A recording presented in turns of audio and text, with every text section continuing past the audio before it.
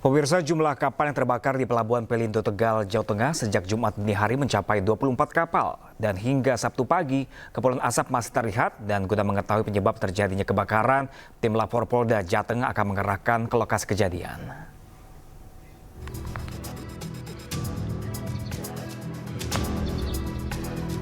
Hingga Sabtu pagi, kepulan asap masih terlihat di bangkai kapal yang terbakar di Pelabuhan Pelindo Tegal, Jawa Tengah. Petugas gabungan masih melakukan pendinginan. Kapolres Tegal Kota AKBP Ruli Thomas mengatakan jumlah total kapal terbakar mencapai 24 unit. Baik kapal ludes terbakar 100% maupun kapal yang terbakar 20%. Pihaknya juga akan menerjunkan tim laboratorium forensik Polda Jawa Tengah setelah kondisi benar-benar padam. Tim Lab 4 akan melakukan penyelidikan penyebab terjadinya kebakaran kapal. Kapal yang terbakar sudah dapat kita padamkan, namun masih ada satu kapal yang ada di tengah, ini posisinya masih terbakar, namun sudah berhasil kita lokalisir supaya posisinya tetap di tengah sehingga tidak merembet ke kapal-kapal yang lainnya. Hal ini disebabkan kenapa masih terbakar ya karena ada muatan bahan bakar solar yang masih ada di situ. Sebelumnya 24 kapal terbakar di Pelabuhan Pelindo Tegal, Jawa Tengah pada Jumat dini hari. Belasan mobil pemadam kebakaran diturunkan dan petugas damkar berjibaku menyemprotkan cairan busa ke sejumlah titik api. Kebakaran serupa juga pernah terjadi pada tahun lalu yang membakar habis 64 kapal penangkap ikan. Akibat kebakaran ini, kerugian para pemilik kapal mencapai puluhan miliar rupiah. Sementara alur pelabuhan untuk akses keluar masuk kapal telah dibuka kembali. Dari Tegal, Jawa Tengah, Unibar, iNews melaporkan. Pemirsa, sebanyak 10.000 buruh PT Sritex menyatakan siap melakukan aksi demonstrasi di Jakarta. Rencana itu sebagai bentuk protes sekaligus meminta perhatian pemangku kebijakan. Sampai dengan hari ini tidak selayaknya, tidak sempat. Serikat Pekerja Sritex Group menyatakan siap berangkat ke Jakarta untuk melakukan aksi unjuk rasa. Rencananya mereka akan meminta pemangku kepentingan agar membantu kelangsungan produksi Sritex dan mengembalikan pekerjaan para buruh. Hal ini dilakukan sebagai buntut gagalnya upaya hukum peninjauan kembali yang diajukan PT Sritex atas putusan pailit Mahkamah Agung. Akibatnya, sebagian bahan produksi disegel oleh kurator dan menyebabkan aktivitas produksi terhenti.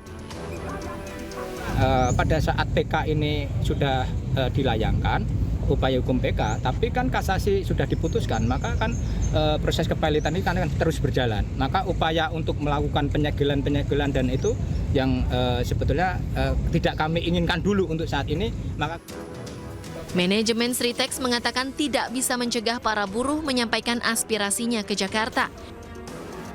Diputuskan pailit, ingkrah, ini kalian juga resah. Jadi mereka juga inginnya gimana kalau demo dan sebagainya. Tapi kami dari pihak perusahaannya nggak usah demo keluar rame-rame dulu, difasilitasi dulu sini. Makanya tadi kita adakan kita adakan kegiatan tadi untuk penyampaian aspirasi.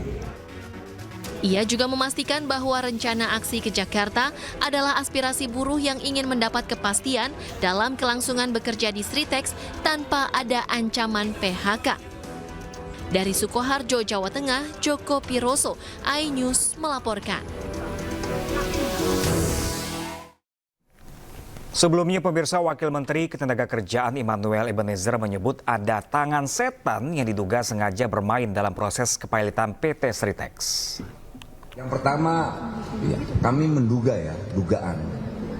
Dalam proses kepailitan ini ada tangan setan yang bermain.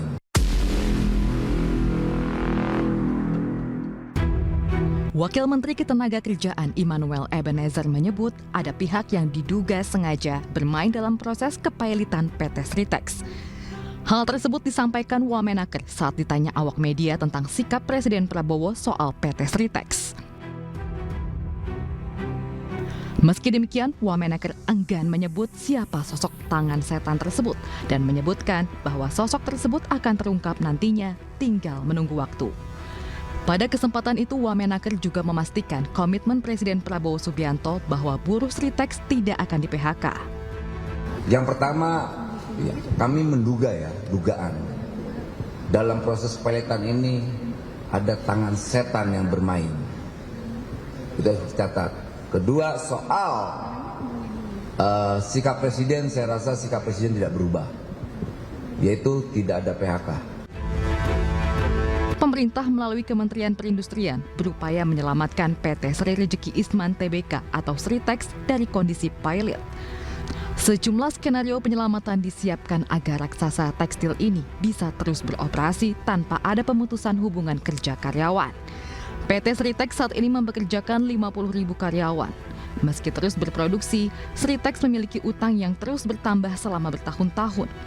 Dari laporan keuangan terbaru, PT Sritex saat ini memiliki utang sebesar 25 triliun rupiah ke sejumlah pihak. Tim Liputan iNews melaporkan.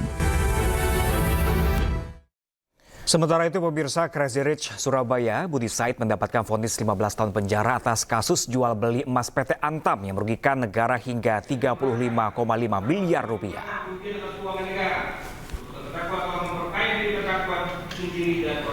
Crazy Rich Surabaya, Budi Said divonis penjara dalam kasus korupsi terkait jual beli emas 58.851 kg. Sidang pembacaan putusan digelar di Pengadilan Tipikor Jakarta kemarin, di mana Budi Said dinyatakan bersalah melakukan rekayasa jual beli emas PT Antam yang merupakan BUMN hingga merugikan keuangan negara senilai 35,5 miliar rupiah. Budi Said divonis 15 tahun penjara dan denda 1 miliar rupiah apabila tidak dibayar diganti dengan pidana kurungan 6 bulan. Sebagaimana dakwaan ke-1 akan terdakwa Budi Said terbukti secara sah dan meyakinkan bersalah melakukan tindak pidana korupsi dan tindak pidana pencucian uang secara bersama-sama dan berlanjut sebagaimana dakwaan ke-1 primer dan dakwaan kedua primer. 2. Menjatuhkan pidana kepada terdakwa Budi Said oleh karena itu dengan pidana penjara selama 15 tahun, denda sejumlah 1 miliar apabila terdakwa tidak dapat membayar uang pengganti selama 1 bulan setelah putusan mempunyai kekuatan hukum tetap, maka harta bendanya dapat disita dan dilelang untuk menutup. Pemirsa, jaksa pada Kejaksaan Agung mengajukan banding atas vonis suami Sandra Dewi Harvey Mois. Jaksa menganggap putusan itu terlalu ringan. Kapus Penkum Kejaksaan Agung Harli Siregar mengatakan pihaknya mengajukan banding atas putusan terdakwa Harvey Mois yang divonis 6,5 tahun penjara.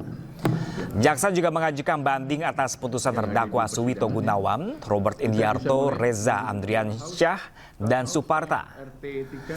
Kelimanya merupakan terdakwa kasus korupsi tata niaga pertambangan timah. Alasan jaksa mengajukan banding karena vonis yang dijatuhkan kepada 5 terdakwa itu terlalu ringan. Jaksa juga menilai ada ketimpangan hukum dalam vonis tersebut.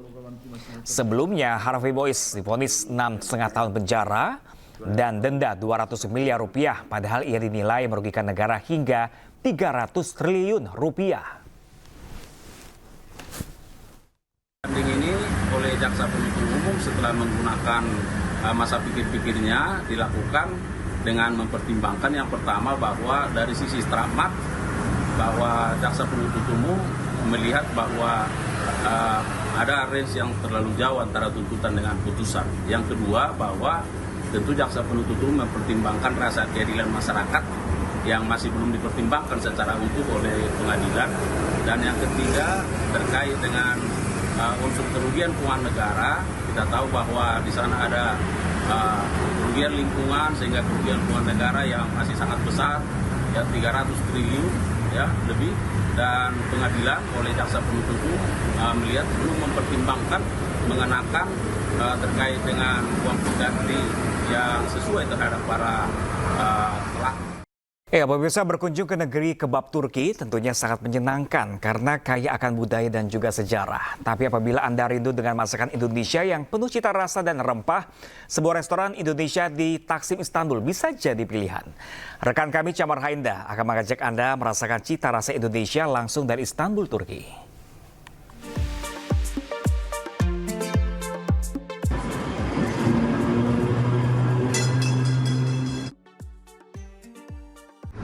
Pemirsa, apabila Anda berkunjung ke Turki, biasanya makanan yang ada di sini terasa lebih hambar bagi lidah orang Indonesia. Kalau Anda sedang liburan atau sedang menempuh pendidikan, Anda bisa mencoba restoran Indonesia yang ada di Jalan Istiqlal, Taksim, Istanbul.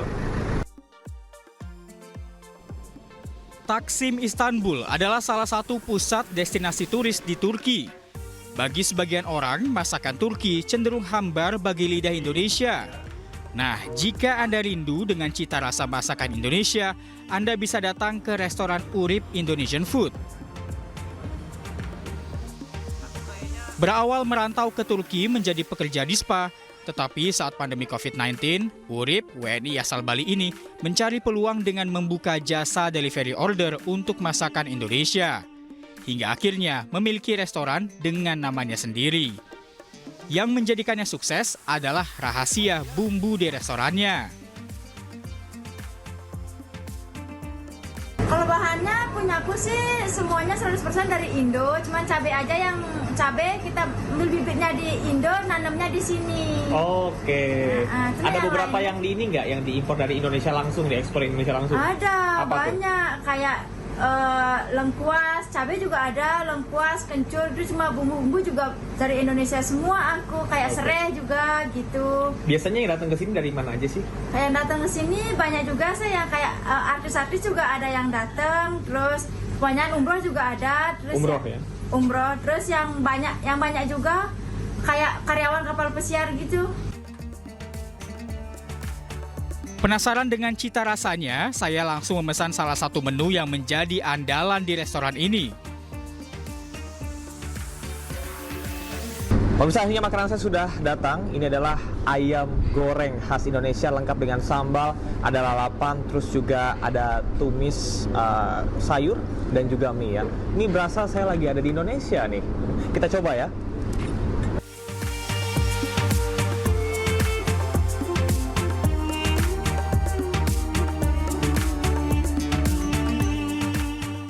Rasanya persis sama dengan ayam goreng yang ada di Indonesia, mungkin bedanya ayamnya lebih gede ya kalau ayam-ayam di Turki. Nah, kemudian kalau kita lihat ini teksturnya di luarnya kering, dalamnya juicy, dilengkapi dengan sambal terasi yang mantap. Pelanggannya pun beragam, mulai dari mahasiswa, para pekerja, dan perantau hingga warga asli Turki. Aku udah sering banget kesini karena suka kangen makanan Indonesia ya. Apa sih kelebihan restoran di sini? Makanannya enak, otentik, dan karena dekat juga sih sama rumahku di sini. Oke. Paling favorit tadi makan apa sih? Aku tadi pesen ayam penyet cabai hijau karena di sini ayam penyetnya gede, porsinya gede lah untuk mahasiswa kayak aku yang masih pertumbuhan ya. Jadi aku pesan itu, terus sambalnya juga enak banget. Aku dapat sambal cabai hijaunya, terus tadi dikasih juga sambal merahnya ya. Satu karena kangen, dua juga karena langganan banget. Udah dari dulu banget langganan di sini karena cocok juga sama rasanya. Oke, mungkin pesan-pesan buat masyarakat Indonesia yang kangen gitu bisa ke sini. Buat semuanya yang lagi liburan ataupun bahkan kerja di Istanbul bisa banget mampir makan ke sini karena rasanya dijamin enak. Oke. Okay, how does Indonesian food taste? Excellent, excellent. You can see we are almost done. There are 2 empty plates, third, fourth empty, fifth almost empty. So. Okay. What is different from Turkish food in general? Well, Turkish food is a bit dry, whereas this is a bit more saucy and flavorful. Turkish food is also very good, but this is more closer to home, so we really enjoyed it. Masalah harga dalam menunya cukup terjangkau, yaitu berkisar 150 hingga 400 lira atau sekitar 50 sampai 300 ribu rupiah. Teh manis hangat ini menjadi penutup hidangan Indonesia saya pada hari ini. Meskipun berada di luar negeri atau ada di Istanbul, namun cita rasa Indonesia bisa tetap dirasakan. Dari Istanbul, Turki, Camar Hainda melaporkan. Kita kembali ke tanah air pemirsa, menikmati liburan akhir tahun. Kami ajak Anda untuk menikmati kuliner dari negeri Sakura. Nah, di Malang ada sate Jepang yang dijual di tengah pasar tradisional.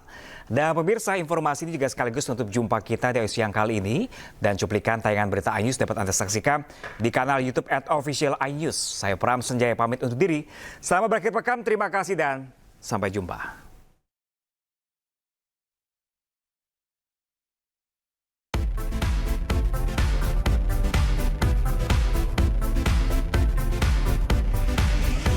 Berburu kuliner unik dan lezat, Malang menjadi tempat yang tak pernah salah untuk dikunjungi.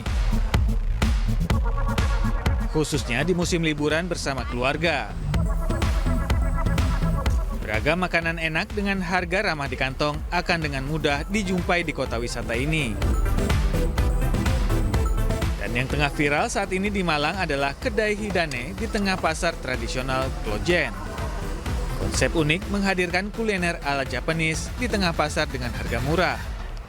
Para pembeli pun rela antri demi mendapatkan sukune yakitori dan menyaksikan proses unik memasaknya di tengah pasar. Sukune yakitori adalah sate daging ayam cincang yang dikombinasikan dengan sayuran. Kemudian dipanggang dengan arang dan disajikan dengan bumbu khas Jepang. Selain tampilannya yang unik, daging ayam yang empuk dikombinasikan dengan bumbu tareng manis dan gurih ini semakin menggugah selera saat disajikan dengan siraman kuning telur omega yang creamy. Murah, affordable, karena emang di Malang makanan sukune, makanan yakitori ini memang adanya di restoran gitu, belum ada yang street food. Jadi memang secara harga untuk yang di restoran harganya 2 kali lipat lah dari apa yang kita jual di sini gitu. Jadi ya kita ambil pasar bawahnya aja. Dagingnya tuh berasa banget sih jujur. Terus kan dapat telur juga, telurnya telur pakai telur omega gitu.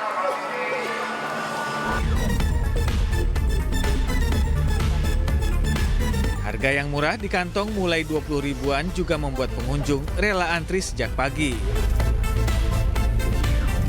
Nah, bagaimana pemirsa? Anda tertarik mencobanya? Dari Malang, Jawa Timur, Denny Irwansyah, iNews melaporkan.